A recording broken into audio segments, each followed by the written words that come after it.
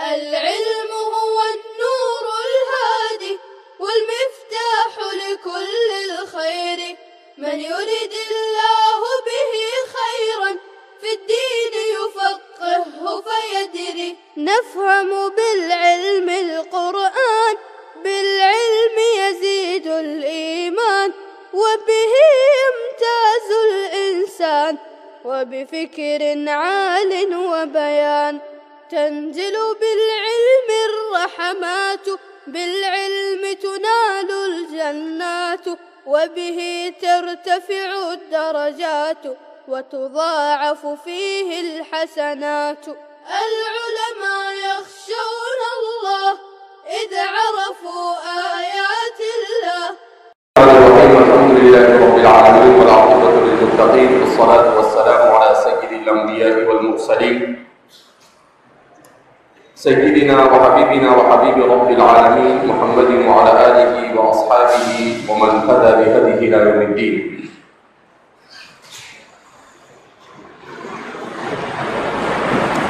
مسلم شریف کی اس پہلی روایت کا اگلا حصہ ہے وَأَنْكَرَ الْحُفَاةَ الْعُرَاةَ الْعَالَةَ رِعَاءَ الشَّاءِ يَتَطَاوَلُونَ فِي الْبُنْيَانِ. قیامت کی نشانیوں میں سے نبی کریم صلی اللہ علیہ وسلم نے بیان فرمایا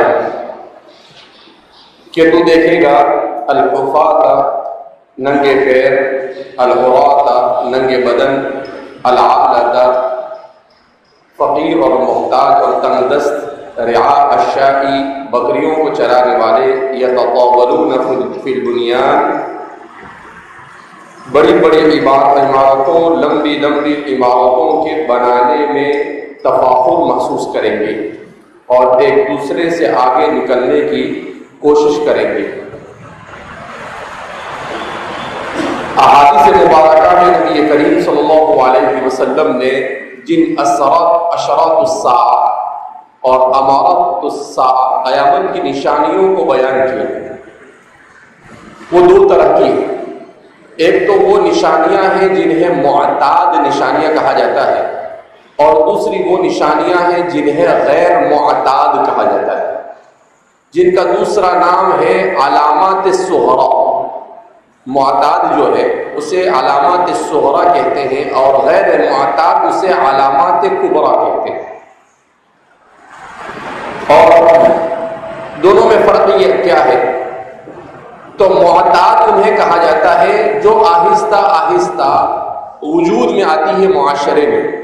ایسی نشانیوں کو معتاد کہا جاتا ہے. قیامت کی علامات صغرا کہا جاتا ہے کہ عادت کے مطابق آہستہ آہستہ معاشرے میں اس طریقے سے وہ نشانی ظاہر ہوتی ہے کہ اس نشانی کے ظاہر ہوتے وقت محسوس نہیں ہوتا کہ قیامت کی نشانی ہے.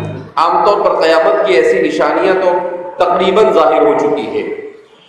اور دوسری غیر معتاد اور علامات صغرا ایسی نشانیاں جو اچانک ظاہر ہوگی، جس کے بارے میں آدمی کو کچھ پتہ نہیں چلے گا اور اچانک ظاہر ہوگی. ان بڑی نشانیوں میں سے ہیں جیسے دجال کا ظاہر ہونا، امام مہدی کا نزول، حضرت عیسیٰ علیہ السلام کا نزول، سورج کا مغرب کی طرف سے طلوع ہونا. یہ وہ نشانیاں ہیں جن کو کہا جاتا ہے غیر معتاد اور جنہیں کہا جاتا ہے اشراط الساعہ الکبریٰ. اور چونکہ پچھلے 100-150 سال میں عالم اسلام بلکہ دنیا کے نقشے پر مسلمانوں کے سیاسی میدان میں کمزور ہونے کے بعد مادی تہذیب کے غلبے کی وجہ سے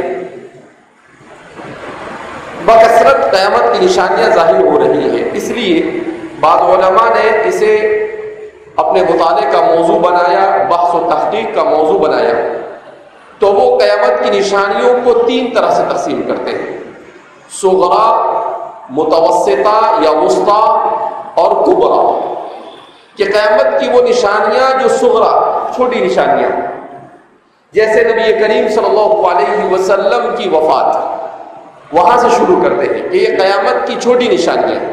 اس لیے کہ جیسے ہی نبی کریم صلی اللہ علیہ وسلم کی وفات حسرت آیات کا واقعہ پیش آیا، اس دنیا میں خیر کے دروازے یہ تقریباً بند ہوئے اور شر کے دروازے سرپٹ کھل گئے۔ لہذا اس بنا پر آپ صلی اللہ علیہ وسلم کی وفات کو قیامت کی چھوٹی نشانیوں میں شمار کیا جاتا ہے۔ اسی طریقے سے حضرات صحابہ کرام رضوان اللہ تعالی عنہم اجمعین کے آخری دور میں آپس میں مسلمانوں کے درمیان اختلاف کا ظاہر ہونا، اسی طرح سے آپ صلی اللہ علیہ وسلم کے بیان کے مطابق مختلف فرقوں کا وجود میں آنا،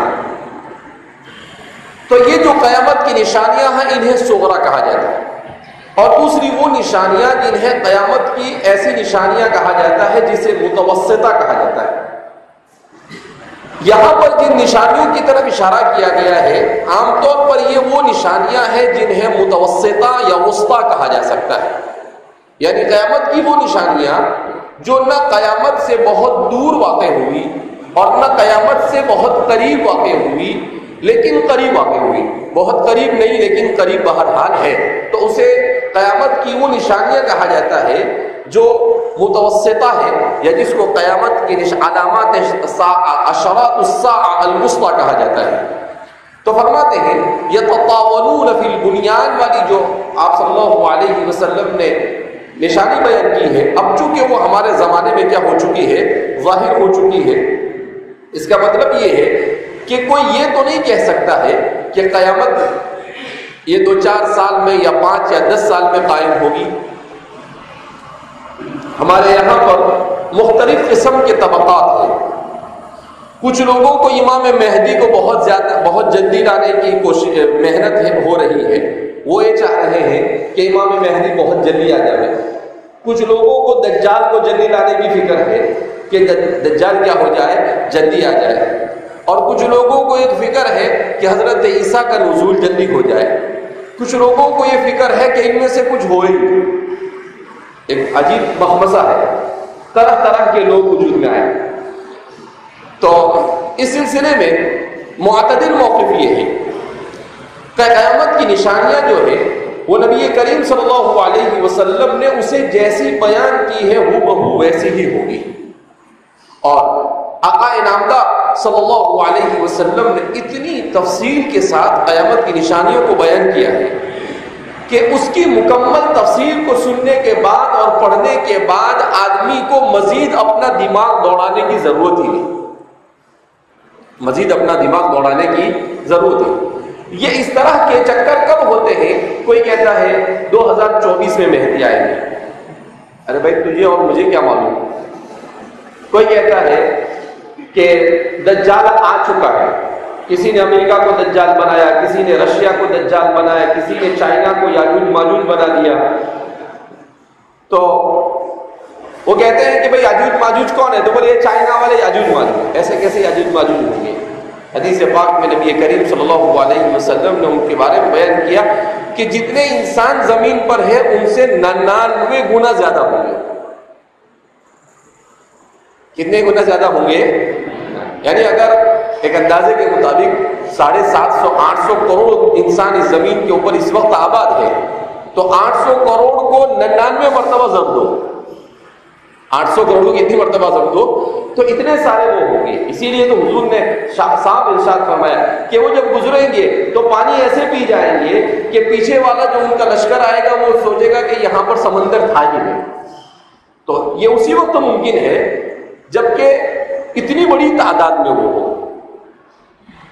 تو اس لیے اس سلسلے میں سب سے بہتر موقف یہ ہے کہ آدمی ہمارے اس زمانے میں خاص طور پر طلباء اور علماء کو فقہ اشراط الساعہ، اشراط الساعہ کی جو فقہ ہے اس کی جو مکمل معلومات ہے، ان معلومات کو اچھی طرح سے پڑھنا چاہیے۔ اس سلسلے میں اردو زبان میں حضرت مولانا تقی عثمانی صاحب کے صاحبزادے مولانا عمران اشرف، ان کی کتاب ہے علامات قیامت۔ عربی زبان میں سب سے اچھا کام کیا ہے شیخ محمد العارفی نے، نہایت العالم کے نام سے۔ اور یہ قیامت کی نشانیاں ایک ایسا موضوع ہے کہ ایک زمانے تک تو وہ صرف علماء ہی کے درمیان رہا، لیکن اب تو صورتحال یہ ہے کہ سائنسدانوں کے لیے بھی یہ موضوع بنا ہوا ہے اور سائنسداں بھی قیامت لانے کے چکر میں ہے۔ ایک زمانے تک تو ایسا تھا کہ وہ یہ کہتے تھے کہ دنیا خود بخود بنی ہے، کب بنی ہے، ہمیشہ سے ہے اور ہمیشہ رہے گی۔ لیکن نظریہ اضافت، آئنسٹائن جو ایک بہت بڑا سائنسداں گزرا ہے پچھلی صدی میں، اس نے نظریہ اضافت جب سے وجود میں آیا ہے اس کے بعد سے سائنس دنیا میں دنیا کی ازلیت اور ابدیت کے جو نظریات تھے وہ ختم ہو چکے اور نظریہ اضافت کے آنے کے بعد اب ان کا یہ ماننا ہے کہ یہ دنیا کا آغاز بھی ہے اور اس دنیا کی انتہا بھی ہے، اس دنیا کا آغاز بھی ہے اور اس دنیا کی انتہا بھی ہے۔ البتہ ہمارا یہ کہنا ہے کہ اس دنیا کو اللہ نے بنایا اور ان کا یہ کہنا ہے کہ یہ دنیا کسی زمانے میں خود بخود وجود میں آئی، ہمیشہ سے تو نہیں ہے لیکن کسی زمانے میں خود بخود وجود میں آئی، اور پھر اس کے لیے وہ گنتی نکالتے ہیں اور اتنے سال پہلے، اتنے کروڑ سال پہلے اتنے بڑے بڑے فگر بیان کرتا ہے کہ آدمی کے لیے لکھنا بھی مشکل ہوتا ہے۔ اس کا کیسے لکھتے ہیں تو کہا کہ ایک ہندسے کے بعد 20 زیرو، 50 زیرو، 100 زیرو، کون دیکھنے گیا؟ جب ہندسہ اس کا لکھنا مشکل ہو رہا ہے تو دیکھنے کون گیا اس کو؟ لیکن اب ایک نیا موضوع ان کے ہاتھ لگ گیا اور وہ ہے ان کے یہاں پر سائنس اور فلسفی فکر یا جدت پسندانہ جو افکار لے کر لوگ گھومتے ہیں ان کے یہاں پر اینڈ آف دا ورلڈ، کیا بولتے ہیں وہ؟ اینڈ آف دا ورلڈ، یہ دنیا کا اینڈ کب ہونے والا ہے؟ اب ان کو بھی اس کی فکر لگ گئی، اپنے لوگوں کو تھی لیکن اپنے مد مقابل اور خصم کو بھی اس کی فکر لگی ہے کہ دنیا کو کب ختم کیا جائے۔ بہرحال اس دنیا کا ختم ہونا یہ تو یقینی ہے، کل من علیہا فان ویبقى وجہ ربک ذو الجلال والاکرام۔ البتہ یہ دنیا ایسے ہی نہیں ختم ہوگی، اس دنیا کو اللہ رب العزت ختم کرے گا۔ ایک زمانے تک اس دنیا میں بتدریج اس طرح سے نشانیاں ظاہر ہوتی رہیں گی اور پھر اس کے بعد جب یہ دنیا میں شر بہت غالب آ جائے گا اور خیر یہ اپنی آواز کو دبا چکے گا تو پھر اس کے بعد جو قیامت کے غیر معتاد نشانیاں ہیں وہ ظاہر ہونا کیا ہوگی؟ شروع ہوگی۔ اور قیامت کی جو غیر معتاد نشانیاں ہیں وہ غیر معتاد نشانیاں، اس کا مقابلہ کرنا جتنا انسان سمجھتا ہے اتنا آسان نہیں ہے۔ انسان ایسا سمجھتا ہے کہ دجال آ جائے گا تو اس کا مقابلہ کر لے گا، اتنا آسان نہیں ہے۔ بہت مضبوط لوگوں کا ایمان بچ سکے گا، ورنہ بڑی تعداد میں لوگ جو مسلمان ہوں گے، اچھے مسلمان ہوں گے، وہ بھی دجال کے فریب میں کیا ہو جائیں گے؟ مبتلا ہو جائیں گے۔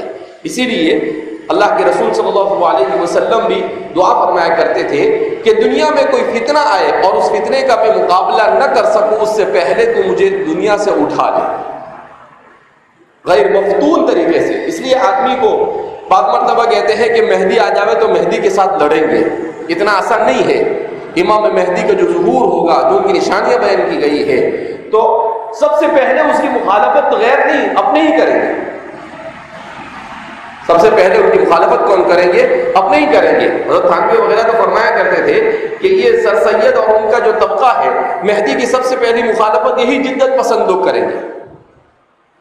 اب ظاہر سی بات ہے اس فرقے کے ساتھ بھی سب بہت سارے علماء کیا ہوئے ہیں، جڑے ہوئے ہیں، تو اس لیے قیامت کی نشانیوں کے سلسلے میں تفصیل کے ساتھ تو مولانا تو یہ عربی زبان میں جو کتاب ہے نہایت العالم محمد العارفی کی، وہ بہت اچھی کتاب ہے۔ اسی طریقے سے اردو زبان میں ایک کتاب بہت اچھی ہے، اگرچہ اس کے لکھنے والے غیر مقلد ہیں، حافظ مبشر لاہوری، البتہ انہوں نے کام بڑا اچھا کیا ہے۔ ان کی کتاب کا نام ہے پیشین گوئیاں اور اس کی حقیقت، پیشین گوئیاں اور اس کی حقیقت، تو کام بڑا اچھا کیا ہے انہوں نے۔ اس کتاب کو ضرور پڑھنا چاہیے۔ اس کتاب میں انہوں نے یہ جتنے بھی قیامت کی نشانیوں کے سلسلے میں افراط اور تفرید رکھنے والے ہیں ان سب کی تردید کی ہے انہوں نے، کہ کن لوگوں کو قیامت دجال جلدی لانے کی فکر ہے اور کن لوگوں کو نہیں لانے کی فکر ہے، کن لوگوں کو بہت دیر سے لانے کی فکر ہے، تو ایسے سارے لوگوں کے خیالات اور افکار کو احادیث صحیحہ کی روشنی میں اور ہمارے محدثین کی بیان کردہ اصول کی روشنی میں انہوں نے بڑے اچھے انداز میں اس کا رد کیا ہے۔ بہرحال تو نبی کریم صلی اللہ علیہ وسلم نے، اس لیے علماء نے لکھا ہے کہ فتنوں کے زمانے میں اپنے ایمان کے بچانے کا سب سے آسان راستہ یہ ہے کہ آدمی علم دین میں مضبوط ہونا چاہیے۔ جو علم دین میں مضبوط نہیں ہوگا وہ فتنوں میں مبتلا ہو جائے گا، اس لیے کہ وہ خیر اور شر کی تمیز نہیں کر سکے گا، اور جب وہ حق اور باطل اور خیر اور شر کی تمیز کا ملکہ دینی امور میں جہالت کی وجہ سے ہوگا تو ظاہر سی بات ہے ایسے لوگوں کا فتنے میں مبتلا ہونا کیا ہوگا، بہت آسان ہوگا۔ تو فرماتے ہیں یتطاولون فی البنیان، کہ وہ لوگ عمارتوں کے بنانے میں فخر کریں گے، کیا مطلب ایک دوسرے سے آگے بڑھنے کی کوشش کریں گے کہ تم بڑی تعمیر کرو ہم بڑی تعمیر کریں۔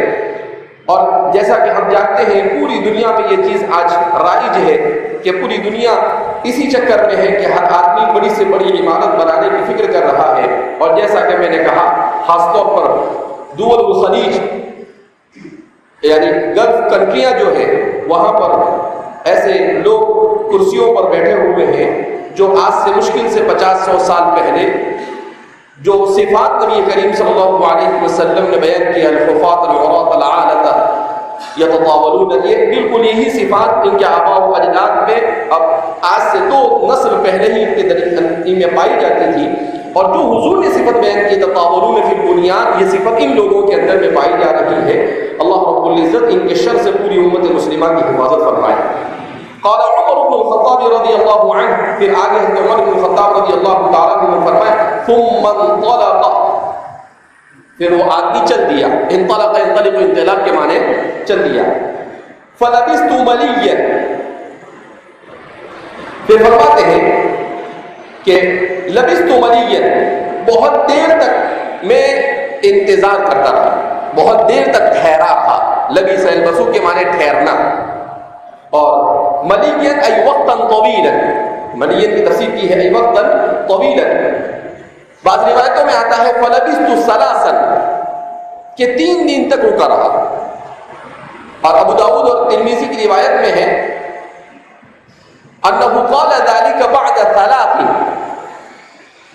اسی طریقے سے امام بغوی نے شرح السنہ میں بعد 3، تیسرے دن کے بعد بیان کیا ہے۔ تو فرماتے ہیں کہ پھر ایک مدت تک میں انتظار کرتا رہا یا ایک مدت تک میں ٹھہرا رہا،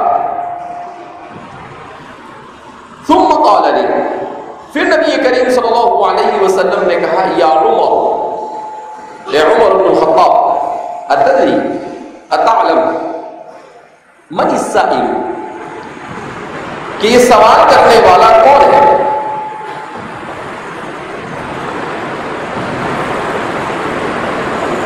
المستخرج میں ابن نعیم نے بیان کیا ہے ثم ذهب، ای ثم ذهب الرجل، کہ وہ آدمی چلا گیا، فقال عمر، تو حضرت عمر رضی اللہ تعالیٰ عنہ نے ارشاد فرمایا ولبث مليا، پھر نبی کریم صلی اللہ علیہ وسلم ایک مدت تک خاموش رہے، کوئی بات بیان نہیں کی، ثم لقيت رسول اللہ صلی اللہ علیہ وسلم، پھر میری ملاقات ہوئی۔ تو اس سلسلے میں علماء نے یہ لکھا ہے کہ اصل میں حضرت عمر رضی اللہ تعالیٰ عنہ یہ مسجد نبوی سے دور رہتے تھے، تو احادیث میں 2 طرح کی باتیں آتی ہیں۔ بعض روایتوں میں آتا ہے کہ آپ صلی اللہ علیہ وسلم نے اسی وقت صحابہ سے کہہ دیا کہ جبریل ہے، اور بعض روایتوں میں آتا ہے کہ ایک مدت کے بعد کہا۔ تو فرماتے ہیں کہ حضرت عمر رضی اللہ تعالیٰ عنہ چونکہ دور رہتے تھے، تو حضرات صحابہ کرام رضوان اللہ تعالیٰ عنہ مجمعین حضرت جبریل علیہ السلام کے چلے جانے کے بعد تعجب سے نبی کریم صلی اللہ علیہ وسلم کی طرف کیا کرنے لگے، دیکھنے لگے۔ تو آپ صلی اللہ علیہ وسلم نے حضرات صحابہ سے کہا ابحثوہ، ذرا ڈھونڈو تو وہ آدمی کون ہے، کیا فانتشر الصحابہ، تو صحابہ کیا ہو گئے، منتشر ہو گئے، مجلس سے اٹھے اور ہر ایک نے الگ الگ راہ لی اور ڈھونڈنے لگے کہ کہاں چلا گیا وہ آدمی، ڈھونڈتے رہے، حضرت عمر رضی اللہ تعالیٰ عنہ ڈھونڈتے ڈھونڈتے اپنے علاقے کی طرف گئے تو اپنے علاقے میں گئے تو پھر آپ وہیں پر کیا ہو گئے؟ ٹھہر گئے۔ ادھر جو صحابہ ڈھونڈ کر واپس حضور کی مجلس میں آئے تو ان لوگوں کو نبی کریم صلی اللہ علیہ وسلم نے کہا ارے بھائی کہاں ڈھونڈتے ہو؟ انہ جبریل اتاکم یعلمکم دینکم، وہ نہیں ملنے والے، وہ تو جبریل تھے، تمہیں دین سکھانے کے لیے آئے۔ اور حضرت عمر رضی اللہ تعالیٰ عنہ اس کے بعد 3 دن تک نہیں آ سکے حضور کی مجلس میں، کوئی عذر ہوگا یا کوئی وجہ ہوگی۔ پھر جب وہ 3 دن کے بعد آئے تو پھر حضور نے دیکھا کہ بھئی یہ ہونہار طالب علم سبق کا غیر حاضر تھا، لہذا اس کو مطلع کر دینا چاہیے۔ اس لیے حضرت نبی کریم صلی اللہ علیہ وسلم نے ان کو مخاطب کرتے ہوئے کہا حضرت عمر رضی اللہ تعالیٰ عنہ سے، یا عمر اتدری من السائل، اے عمر معلوم ہے کہ نہیں وہ سائل کون تھے؟ تو حضرت عمر رضی اللہ تعالیٰ عنہ فرماتے ہیں، بعض روایتوں میں مستخرج میں ابن نعیم نے بیان کیا ہے، ثم لقيت رسول الله صلی اللہ علیہ وسلم قال یا عمر هل تخبروني عن السائل، یعنی کیا تمہیں صحابہ نے بتایا کہ وہ سائل کون تھے؟ یعنی کسی صحابی سے ان کی ملاقات بھی نہیں ہو سکی جنہوں نے ان کو بتلایا ہو۔ تو فرماتے قلت اللہ ورسولہ اعلم، نہیں مجھے کسی نے بتایا نہیں اور مجھے اس سلسلے میں کچھ پتا نہیں ہے۔ تو میں نے کہا اللہ اور اس کے رسول زیادہ جانتے ہیں۔ قال فإنه جبریل، کہ وہ حضرت جبریل علیہ السلام ہے، اتاکم یعلمکم دینکم، وہ تمہارے پاس تمہیں تمہارا دین سکھانے کے لیے آئے۔ تو حضرت جبریل علیہ السلام کے سلسلے میں نبی کریم صلی اللہ علیہ وسلم نے ارشاد فرمایا کہ اللہ رب العزت نے دین کی بنیاد اور اصول کو صحابہ کو سکھانے کے لیے حضرت جبریل علیہ السلام کو سائل بنا کر بھیجا کہ آپ جا کر سوال کریں۔ اسی لیے سیدنا حضرت ابو ہریرہ رضی اللہ تعالیٰ عنہ کی روایت میں ہے، ھذا جبریل جاء لیعلم الناس دینہ، کہ جبریل ہے جو لوگوں کو دین سکھانے کے لیے آئے۔ نسائی کی روایت میں حضور کے فرمان والذی بعث محمدا بالحق ما كنت باعلم منه به من رجل منكم وانه لجبریل، حضور نے پہلے تو کہا کہ شروع میں تو میں خود بھی نہیں پہچان سکا یہ کون ہے، لیکن جب اس کے سوالات تھے تو میں سمجھ گیا کہ یہ سوالات اتنے مضبوط سوالات یہ کوئی دوسرا نہیں کر سکتا ہے، ہو نہ ہو یہ جبریل بصورت بشر کیا ہوئے ہیں، تشریف لائے ہیں۔ تو بعد میں آپ صلی اللہ علیہ وسلم نے انہیں پہچانا، اور جیسے ہی انہیں پہچانا تو پھر اس کے بعد حضرات صحابہ کرام رضوان اللہ تعالیٰ عنہم اجمعین سے کہا کہ تم تحقیق اور جستجو کرو، اور پھر جب تحقیق اور جستجو حضرات صحابہ نے کی تو پھر اس کے بعد آپ صلی اللہ علیہ وسلم نے حضرات صحابہ کو بتلایا کہ حضرت جبریل علیہ السلام ہے جو تمہیں دین سکھانے کے لیے تشریف لائے تھے۔ بہرحال تو اس روایت میں خاص طور پر جس چیز کو بیان کرنا مقصود تھا وہ تھا ایمان، اسلام، احسان اور اشراط الساعہ۔ ایمان، اسلام اور احسان، اس سلسلے میں ایک بڑی عمدہ بات بعض حضرات نے بیان کی ہے کہ ایمان، اسلام اور احسان اس ترتیب کے ساتھ نبی کریم صلی اللہ علیہ وسلم نے احسان کو مؤخر کیوں ذکر کیا؟ تو بعض لوگوں نے بڑی اچھی بات لکھی ہے علامہ انور شاہ کشمیری وغیرہ کے حوالے سے کہ اصل میں ایمان یہ آدمی کے خلود فی النار سے بچنے کے لیے ضروری ہے۔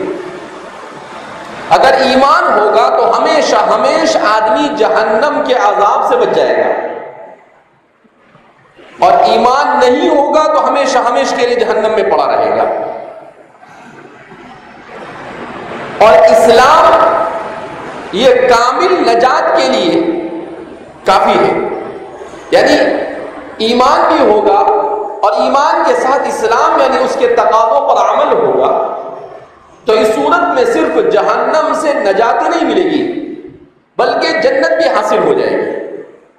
اور جب احسان حاصل پیدا ہو جائے گا تو احسان کی برکت سے جنت میں رفع درجات بھی حاصل ہو جائیں گے۔ احسان کی برکت سے جنت میں رفع درجات بھی حاصل ہو جائیں گے کہ چھوٹی موٹی جنت نہیں، بلکہ جن جنتوں کا نبی کریم صلی اللہ علیہ وسلم نے ذکر کیا ہے اذا سألت فاسأل اللہ الفردوس، کہ جب اللہ سے مانگے تو فردوس ہی مانگ، تو فرماتے ہیں کہ فردوس ایسے ہی لوگوں کو ملے گا جن کے پاس ایمان، اسلام اور احسان تینوں جمع ہو جائیں گے۔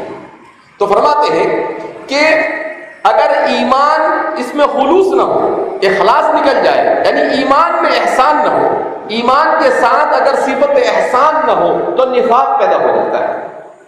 ایمان کے ساتھ اگر صفت احسان نہ ہو تو کیا پیدا ہو جاتا ہے؟ نفاق پیدا ہو جاتا ہے کہ کلمہ تو پڑھ رہا ہے لیکن اس کے اندر اخلاص نہیں، کسی اپنے مقصد دنیاوی کے لیے کلمہ پڑھ لیا، اپنی جان بچانے کے لیے کلمہ پڑھ لیا، یا دنیاوی عزت حاصل کرنے کے لیے کلمہ پڑھ لیا، تو اس صورت میں اخلاص نہیں ہے۔ تو فرماتے ہیں ایمان کے ساتھ اگر احسان کا فقدان ہوگا، اخلاص اور احسان نہیں ہوگا تو اس صورت میں نفاق پیدا ہو جائے گا، اور اسلام کے ساتھ اگر احسان نہیں ہوگا تو اس صورت میں آدمی مرائی یعنی ریاکاری میں مبتلا ہوگا، اس میں مبتلا ہوگا، ریاکاری میں مبتلا ہوگا۔ اور ریا و شرک خفی، اور ریا یہ کیا ہے؟ شرک خفی ہے۔ کیا مطلب؟ کہ آدمی مسلمان ہے، ایمان بھی ہے، اسلام کی تعلیمات پر عمل بھی کر رہا ہے، مگر اچھی نماز اس لیے پڑھ رہا ہے کسی کو دکھانا چاہتا ہے، صدقہ اس لیے کر رہا ہے کسی کو دکھانا چاہتا ہے، تو فرماتے ہیں کہ اللہ کے ساتھ اس عبادت میں جس کو دکھانا چاہتا ہے اس کو شریک کر دیا۔ تو اس صورت میں اسلام کے ساتھ جب صفت احسان نہیں ہوتی ہے تو آدمی اس صورت میں ریاکار بن جاتا ہے۔ تو ایمان اور اسلام جب دونوں کے ساتھ صفت احسان جمع ہو جاتی ہے تو اس صورت میں یہ سونے پر سہاگا ہو جاتا ہے۔ صورت میں اسلام کے ساتھ جب صفت احسان نہیں ہوتی ہے تو آدمی اس صورت میں ریاکار بن جاتا ہے۔ تو ایمان اور اسلام جب دونوں کے ساتھ صفت احسان جمع ہو جاتی ہے تو اس صورت میں یہ سونے پر سہاگا ہو جاتا ہے کہ وہ آدمی مومن کامل بھی ہوتا ہے اور مسلم کامل بھی ہوتا ہے، مومن کامل بھی ہوتا ہے اور مسلم۔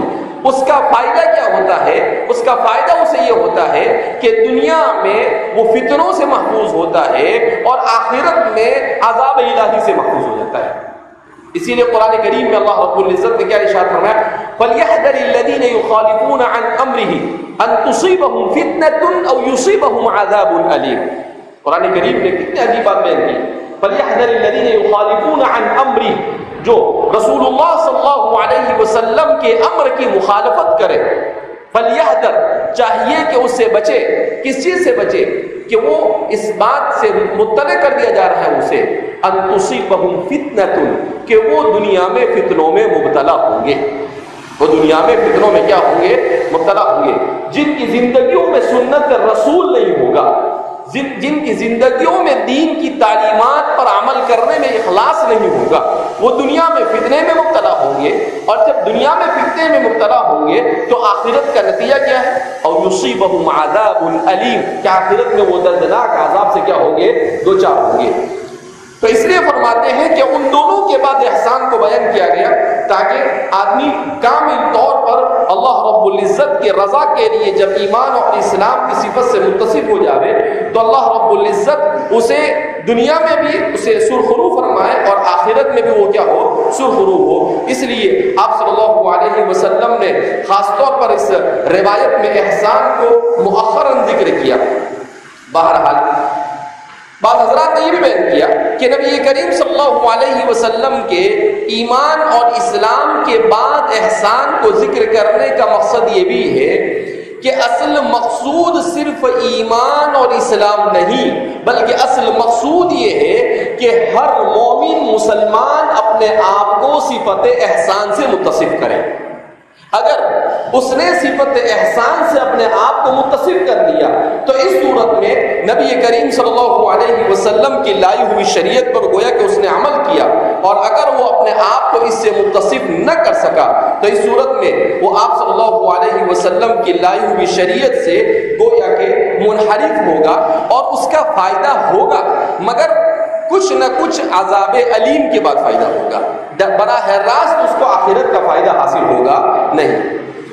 بہرحال اس کے بعد دوسری حدیث ہے وبسند المتصل إلى الإمام مسلم رحمه الله تعالى حدثني محمد بن عبيد الغبري وأبو كامل الجحدري وأحمد بن عبدة قالوا حدثنا حماد بن زيد عن مطر الوراء عن عبد الله بن بريدة عن يحيى بن يعمر قال لما تكلم معبد بما تكلم به في شأن القدر أنكرنا ذلك قال فحججت أنا وحميد بن عبد الرحمن الحميري حجة وساقوا الحديث بمعنى حديث كهمش وإسناده وفيه بعض زيادة ونقصان أحرف. اب یہ دوسری روایت ہے. اس روایت میں امام مسلم کا چونکہ امام مسلم کی ترتیب بڑی شاندار ہوتی ہے. امام مسلم نے پہلے روایت کے بعد اب اس روایت کو بیان کیا. اس روایت میں کیا تھا؟ حج میں تھے ہم یا عمرے میں تھے، تذبذب تھا. اس روایت میں وہ تذبذب ختم ہو جاتا ہے اور اس روایت میں وہ صاحب وحججت انا کہ عمرے کا سفر نہیں تھا بلکہ کس کا سفر تھا؟ سفر حج تھا. تو امام مسلم کا یہ بڑا اچھا اسلوب ہے کہ کسی بھی روایت کو جب وہ بیان کرتے ہیں تو جن روایتوں میں کسی نہ کسی درجے میں کچھ کمی ہوتی ہے اسے پہلے بیان کرتے ہیں اور ان کمیوں کو دور کرنے والی روایت کو اس کے بعد بیان کرتے ہیں. تو اس سے کیا ہوتا ہے کہ پہلے والی روایت میں جو تشنگی رہ گئی تھی بعد والی روایت اس تشنگی کو کیا کر دیتی ہے؟ دور کر دیتی ہے. بہرحال اس روایت کو لانے کا اصل مقصد مصنف کا بات تو وہی ہے، صرف انہوں نے محمد بن عبید الغبری کے حوالے سے بیان کر رہے ہیں. یہ محمد بن عبید الغبری یہ کون ہے؟ محمد بن عبید بن حساب البصری ثقہ راوی ہے. 238 میں ان کا انتقال ہوا. ابو کامل الجحدری ان کا نام ہے فضیل بن حسین البصری، یہ بھی ثقہ اور حافظ راوی ہے. سن ہجری 237 میں ان کا انتقال ہوا. اور احمد بن عبدہ بن موسیٰ الضبی یہ بھی ثقہ راوی ہے.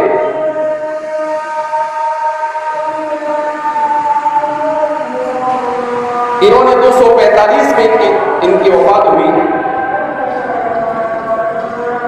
حماد بن زید الجحظمی ابو اسماعیل البصری یہ بھی بصری راوی ہے، ثقہ ثبت راوی ہے. ان کا انتقال سن ہجری 179 میں ہوا. اور مطر الوراء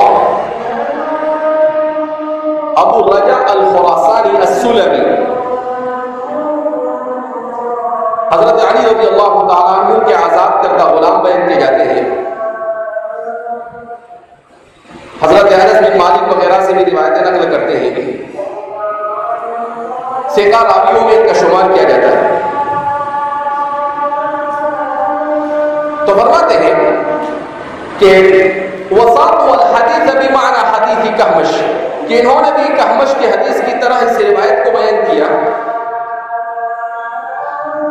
وفيه بعض زیادت ونقصان احرف البتہ اس روایت کے اندر میں کچھ کمی زیادتی ہے، کچھ الفاظ میں کمی زیادتی ہے، ورنہ بات پوری کی پوری وہی بیان کی ہے. صرف امام مسلم نے اس روایت کو یہاں پر اس لیے ذکر کیا اس لیے کہ اس روایت میں حج اور عمرہ کے درمیان جو شک تھا وہ شک دور ہو جاتا ہے اور یہاں پر انہوں نے صاف بیان کر دیا فحججت انا وحمید، اس وجہ سے اس روایت کو یہاں پر لایا. وبسند المتصل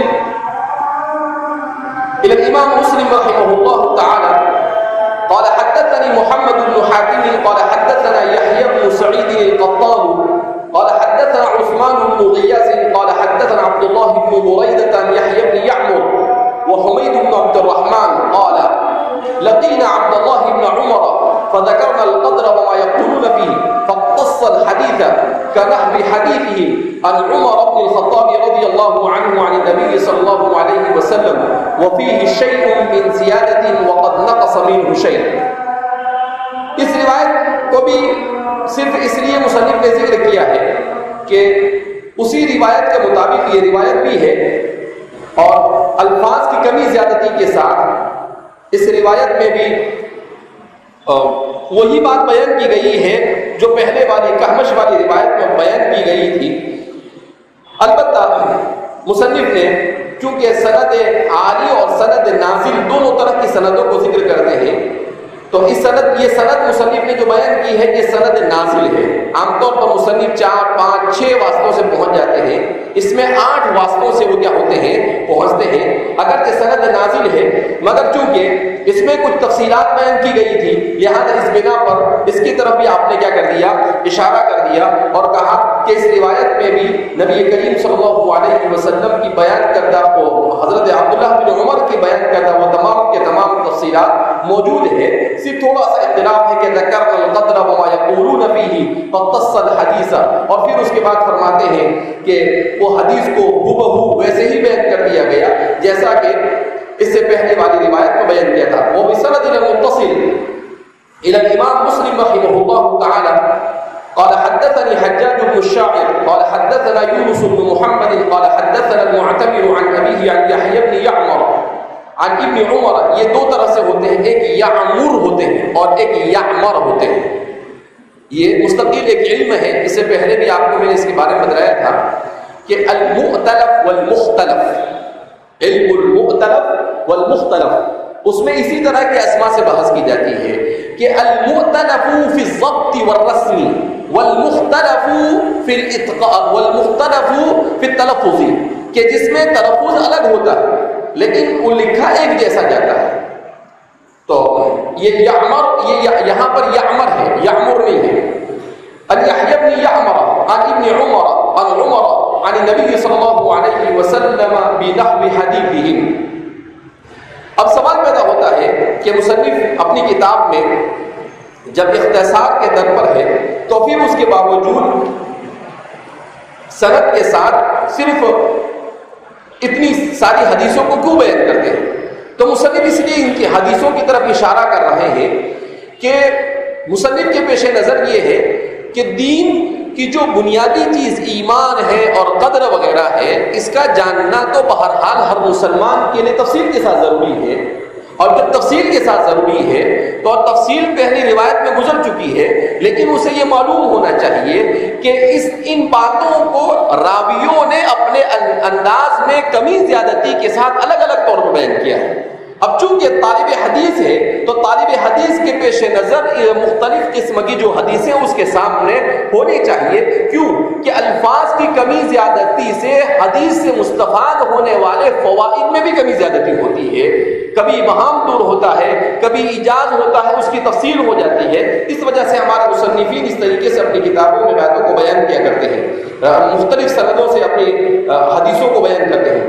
وبسند المتصل الى الامام مسلم رحمه الله تعالى قال حدثنا ابو بكر بن ابي شيبه وزهير بن حرب جميعا عن ابن علية قال زهير حدثنا اسماعيل بن ابراهيم عن ابي حيان عن ابي زرعة بن عمرو بن جرير عن ابي هريرة رضي الله عنه وعنه اجمعين قال كان رسول الله صلى الله عليه وسلم يوما بارزا للناس فأتاه رجل فقال يا رسول الله ما الإيمان. اب دیکھ رہے ہیں مصنف اس روایت کو یہاں پر کیوں بیان کر رہے ہیں؟ اس لیے کہ اس روایت میں یہ ذکر نہیں تھا کہ آپ صلی اللہ علیہ وسلم کے جلوس کی کیفیت کیا تھی، اور یہاں پر کیا بیان کر رہے ہیں؟ اس روایت میں حضرت ابو ہریرہ کی روایت میں ہے یومم بارزا للناس. حضرت ابو وفرہ رضی اللہ تعالیٰ عنہ اس کو مزید تفصیل کے ساتھ بیان کرتے ہیں، جس میں وہ فرماتے ہیں کہ نبی کریم صلی اللہ علیہ وسلم ہمارے درمیان ایسے ہی بیٹھتے تھے جیسے عام آدمی بیٹھتا ہے، متواضع بن کر. آپ جو متواضع، بہت تواضع تھا حضور کی طبیعت میں، تو آپ ایسے ہی بیٹھتے تھے. تو کوئی بھی نیا نوالد ہوتا تھا تو وہ سمجھ بھی نہیں پاتا تھا کہ ان میں آپ صلی اللہ علیہ وسلم کون ہیں، اور وہ سوال کرتا تھا من منکم محمد، تم میں سے محمد کون ہے، میں ان سے ملنا چاہتا ہوں. اب حضور کی مجلس جاری رہتی تھی، کبھی کوئی دیہاتی ہوتا تھا، کبھی کوئی ہوتا تھا، تو وہ مجلس کا موسم ٹوٹ جاتا تھا. یعنی آپ جو بات بیان کر رہے ہیں اب اس کے طرف متوجہ ہو جاتے تھے. تو حضرات صحابہ نے نبی کریم صلی اللہ علیہ وسلم سے کہا. حضرت ابو افرا فرماتے ہیں کہ اللہ کے رسول صلی اللہ علیہ وسلم کیا ایسا نہیں ہو سکتا ہے کہ ہم آپ کے لیے ایک چبوترا بنائیں؟ یہ ممبر بنانے سے پہلے کی بات ہے. تو آپ صلی اللہ علیہ وسلم نے تفکر کیا اور پھر اس کے بعد جب دیکھا کہ صحابہ میں سے اکثر کی رائے یہ بن رہی ہے تو آپ صلی اللہ علیہ وسلم نے اجازت دے دی. تو پھر حضرات صحابہ نے ایک اونچا سا چبوترا بنایا. بہت اونچا نہیں, تھوڑا سا مجلس کو اونچا کر دیا تاکہ آپ صلی اللہ علیہ وسلم تھوڑا کیا ہو جائے, اوپر ہو جائے تو آنے والے کو پہچاننے میں تکلیف نہ ہو. تو وہ بنا دیا. تو اس روایت میں جو بارزن کہا جا رہا ہے اسی طرف اشارہ کیا جا رہا ہے کہ اس چبوترے پر آپ صلی اللہ علیہ وسلم تشریف فرما تھے. اور دوسری روایت میں یہ بھی آتا ہے کہ جس وقت سیدنا حضرت جبریل علیہ السلام انٹر ہوئے, داخل ہوئے, اس وقت آپ صلی اللہ علیہ وسلم اس چبوترے پر بیٹھ کر صحابہ کے سامنے وعظ کہہ رہے تھے اور اسی دوران وہ داخل ہوئے اور داخل ہو کر وہ بھی سیدھے چبوترے پر کیا ہو گئے, آ گئے اور پھر آپ صلی اللہ علیہ وسلم کے بالکل قریب بیٹھ کر انہوں نے سوال جواب کیا کر دیے, شروع کر دیے. تو اس کا لانے کا مقصد کیا ہے کہ آپ صلی اللہ علیہ وسلم کا ہیئت جلوس اس وقت کیسا تھا. اس تفصیل چونکہ حضرت ابو ہریرہ کی اس روایت میں ہے, اس لیے مصنف نے اس روایت کو اپنی کتاب میں جگہ دی.